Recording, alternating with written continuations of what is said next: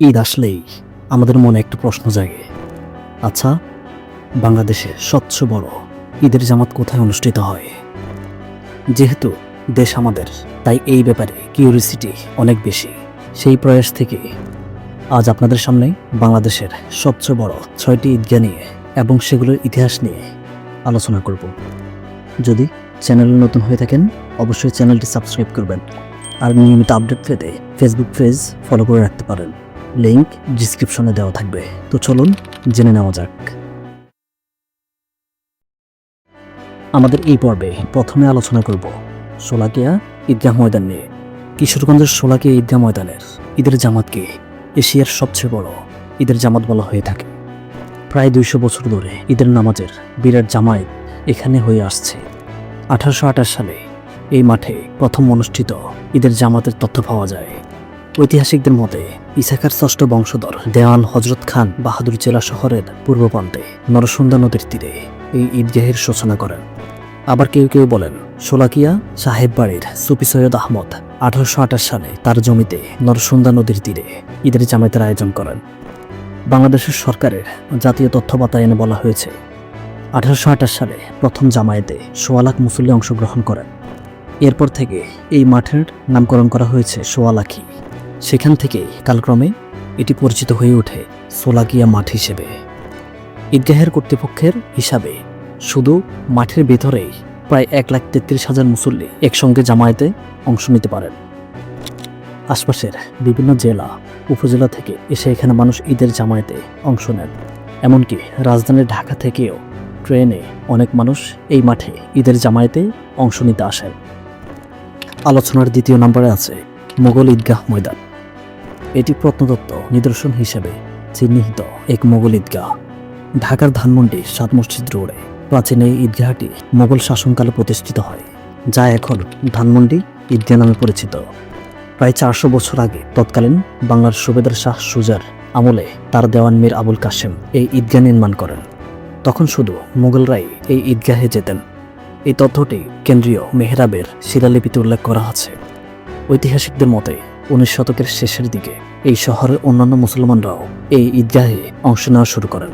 সরকারি প্রত্নতাত্ত্বিক ওয়েবসাইটের তথ্য মতে বিখ্যাত স্থপতি আবু সৈয়দ এম আহমেদের উদ্বৃত্তে লেখা হয়েছে, মুঘল আমলে নির্মিত এই ঈদগাহের মতো স্থাপত্যকলার নিদর্শন আর একটিও নেই।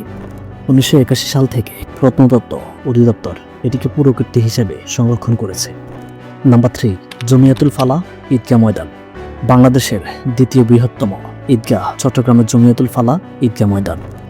এখানে একসঙ্গে 30,000 মুসল্লি ঈদের জামায়াতে অংশ নিতে পারে। দুটি পর্বে 60,000 মুসল্লি ঈদের জামাত আদায় করতে পারে। চট্টগ্রাম মহানগরীর ওয়াসামোড় এলাকায় অবস্থিত জমিয়াতুল ফালা জাতীয় মসজিদ। এই মসজিদের সামনেই বিশাল ঈদগাহ মাঠ। এই মাঠে 2 ঈদের জামাত হয়ে থাকে। চট্টগ্রাম সিটি কর্পোরেশনের প্রতি বছর 2 ঈদের সময় চট্টগ্রাম জুড়ে কোনো মসজিদ বা মাঠে কখন ঈদের জামাত অনুষ্ঠিত হবে এমন একটি তালিকায় প্রকাশ করে। সেই তালিকায় জমিয়াতুল ফালা ঈদগাহ মাঠের সময়সূচি থাকে সবার আগে। কয়েক যুগ ধরে চট্টগ্রামের সবচেয়ে বড় ঈদের জামাত এই মাঠেই হয়ে থাকে। 1889 সনে জমিয়াতুল ফালা ঈদগাহ ময়দানে প্রথম ঈদের জামাত অনুষ্ঠিত হয়। নাম্বার 4, গৌড়ে শাহী ঈদগাহ ময়দান। বাংলাদেশের উত্তরাঞ্চলীয় জেলা দিনাজপুরে এই ঈদগাহ মাঠটি বেশ আলোচনায় রয়েছে, কারণ এই ঈদগাহকে অনেকে বর্তমানে উপমহাদেশে সবচেয়ে বড় ঈদগাহ ময়দান বলে উল্লেখ করে থাকেন। প্রায় 22 একর জায়গার উপর প্রতিষ্ঠিত এই ঈদগাহের মিনার বেশ দৃষ্টিনন্দন। 53টি গম্বুজের এই মাঠে একসঙ্গে 10 লাখ মুসল্লি জামায়াতে অংশ নিতে পারেন বলে স্থানীয়দের দাবি। মোগল রীতি অনুসারে তৈরি করা হলেও এটি খুব বেশি পুরনো নয়। গৌড়ে শাহী ময়দানে পশ্চিম দিকে প্রায় অর্ধেক জায়গা জুড়ে এই ঈদগাহের মিনার।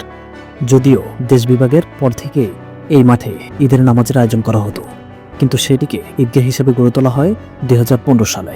ঈদগাহ মেম্বার নির্মাণের মাধ্যমে এটি আনুষ্ঠানিকভাবে ঈদগাহ হিসেবে গড়ে তোলা হয়। তবে এই মাঠটির নামকরণ গৌড়ের শাহী বড় ময়দান হয়েছে ইসলাম প্রচারক শাহ আমিরউদ্দিন গুরি রহমাহুল্লাহের নামে। তিনি দিনাজপুর অঞ্চলে ইসলাম প্রচার করেছিলেন এবং এখানেই তার মাজার রয়েছে। আলোচনার 5 নম্বরে রয়েছে শাহ মাখদুম ঈদগাহ ময়দান। শাহ মাখদুম ঈদগাহ ময়দান গড়ে উঠেছে রাজশাহীতে শাহ মখদুমের দরগাহকে কেন্দ্র করে। ইসলাম প্রচারে বাগদাদ থেকে আসা তুরকান শাহ রহিমাহুল্লাহ এর মাজারকে কেন্দ্র করে এখানে দরগাহ এলাকা গড়ে উঠেছিল। তার মৃত্যুর পর শাহ মাখদুম সহ আরও কয়েকজন এই অঞ্চলে এসে ইসলাম প্রচার করেন। শাহ মাখদুম রহিমাহুল্লাহ এই দরগাতে মসজিদ তৈরি করেন এবং পরে সেখানে তাদের সমাহিত করা হয়। 1634 সালে এখান থেকে দরগা ও ঈদগাহের ভিত্তি তৈরি হয়। পরে 1947 সালে দেশভাগের পর রাজশাহী নগরীর কেন্দ্রস্থল পদ্মার তীর ঘেঁষে রাজশাহীর বর্তমান হযরত শাহ মাখদুম রহিমাহুল্লাহ এর কেন্দ্রীয় ঈদগাহ প্রতিষ্ঠিত হয়। 1997 থেকে 1998 সালের দিকে ঈদগাহের ভূমি উঁচু ও সমতল করা হয়। এরপর আধুনিক স্থাপত্যের আদলে 5 ফুট উঁচু বেষ্টনী বা পাঁচিল তৈরি করা হয়। 2013 সালের দিকে ঈদগাহ মাঠকে দ্বিগুণ করা হয়, যাতে এতে প্রচুর মানুষ ঈদের জামায়াতে অংশ নিতে পারে। আলোচনার শেষে রয়েছে সিলেটের শাহী ঈদগাহ ময়দান। বাংলাদেশের জাতীয় তথ্য বাতায়নের তথ্য মতে মোগল সম্রাট আওরঙ্গজেবের সময়ে সিলেটের মোগল ফৌজদার ফারহাদ খাঁ এই ঈদগাহের নির্মাণের উদ্যোগ নিয়েছিল। ঐতিহাসিক এই ঈদগাহ 17 সালের প্রথম দিকে নির্মিত হয়েছে বলে ধারণা করা হয়। মোগল স্থাপত্য রীতিতে তৈরি গাছপালা ঘেরা এই ঈদগাহের অবস্থান সিলেট নগরীর মধ্যভাগে। প্রাচীন এই নিদর্শনের সঙ্গে জড়িয়ে আছে ইতিহাসের গুরুত্বপূর্ণ ঘটনা। 1772 সালে ইংরেজ বিরোধী ভারত বাংলা জাতীয়বাদী প্রথম আন্দোলন এখান থেকে শুরু হয়। একটি টিলের উপর ঈদগাহটির মূল অংশ, আর বিশাল মাঠের চারদিকে আছে সীমানা প্রাচীর। ঈদগাহের ময়দান থেকে মূল অংশে যেতে হলে অতিক্রম করতে হয় পরপর 22টি সিঁড়ি। প্রতি বছর এই ঈদগাহে সেখানকার প্রথম ঈদের জামাত অনুষ্ঠিত হয়। প্রিয় দর্শক, যদি ভিডিওটি ভালো লাগে অবশ্যই আপনার বন্ধুদের মাঝে শেয়ার করে দেবেন। দেখা হবে অন্য কোনো ভিডিওতে। সুস্থ থাকুন, ভালো থাকুন। আসসালামু আলাইকুম ওয়া রাহমাতুল্লাহি ওয়া বারাকাতুহু।